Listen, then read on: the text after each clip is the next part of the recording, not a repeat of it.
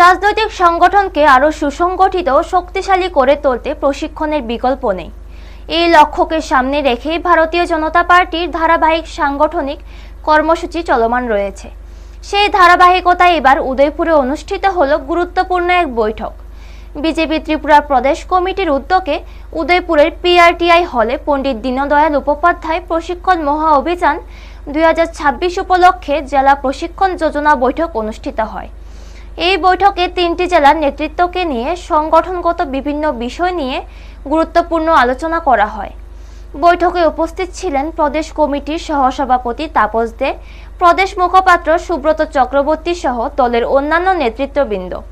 অনুষ্ঠানে পণ্ডিত দীনদয়াল উপাধ্যায় ও শ্যামাপ্রসাদ মুখার্জির বিভিন্ন পোস্টার প্রদর্শনের মাধ্যমে কর্মীদের সামনে ভারতীয় জনতা পার্টির আদর্শ, নীতি এবং আগামী দিনের সাংগঠনিক পথচলা সম্পর্কে বিস্তারিতভাবে তুলে ধরা হয়। সংগঠনের কর্মকর্তারা জানান, এই বৈঠকের মূল উদ্দেশ্য ছিল দলকে আরও সুসংগঠিত করা এবং কর্মীদের মতামত ও ভাবনা শোনা। পাশাপাশি সংগঠনকে আরও গতিশীল ও শক্তিশালী করে তোলার লক্ষ্যে কর্মীদের বিভিন্ন দিক নির্দেশনাও প্রদান করা হয়।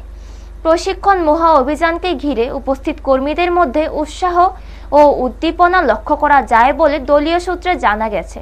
ব্যুরো রিপোর্ট, নিউজ তৎকাল 24।